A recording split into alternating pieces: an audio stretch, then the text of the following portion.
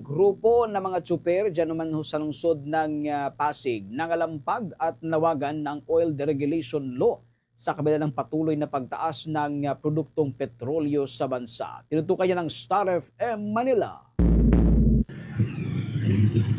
Nangalampag ang ilang mga tsuper sa lungsod ng Pasig upang ipanawagan ang oil deregulation law sa kabila ng walang humpay na pagsirit ng presyo sa produktong petrolyo sa bansa. Deregulation law! Ibasura!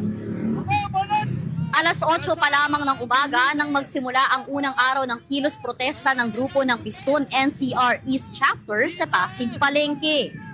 Ilan sa mga panawagan ng mga tsuper ay ang pagbebenta sana ng langis sa merkado sa mas mababang halaga.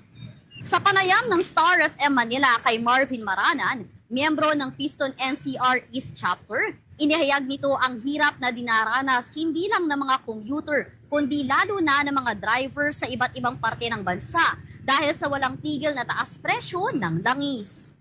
Halos 3 linggo na po na sunod-sunod na umakyat ang presyo ng petrolyo dito sa buong Pilipinas. Kaya ngayon kami naman, sa kalagayan namin mga tsuper, halos dumubli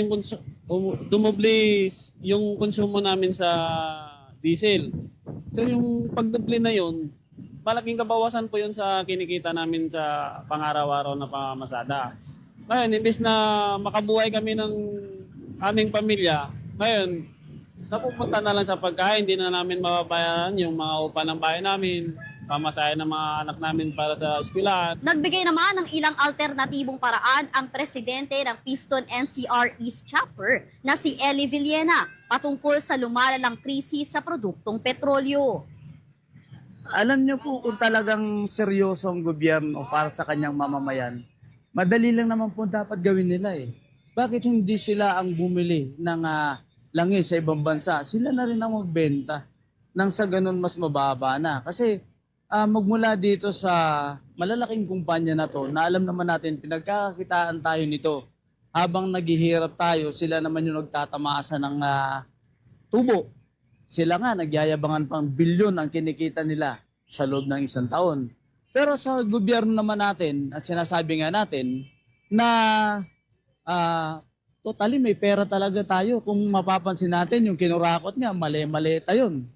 Bakit hindi yun ang gawin nating solusyon ngayon? Gamitin natin yon, ibilan natin ang langis sa ibang bansa na mismong gobyerno na umangkat bago ibenta. Nang sa ganun mas mababa na ito. Lalo pa kung sinasabi natin na alisin muna yung tax o kaya at ibat, suspindihin. Lalo sigurong kapaki-pakinabang ito sa mamamayan. Kabilang ang mga driver sa Pasig City sa 13 lugar sa iba't ibang bahagi ng Metro Manila na nagsagawa ng kilos protesta. Ayon sa grupong Piston, asahan ang maraming transport strike sa bansa kung sakaling hindi sila mapapakinggan ng pamahalaan. Mula rito sa lungsod ng Pasig, nag-uulat Star DJ Kimi ng 102.7 Star FM Manila, and this is Bombo Radio Philippines, the #1 and most trusted source of news and information. Basta Radio, Bombo!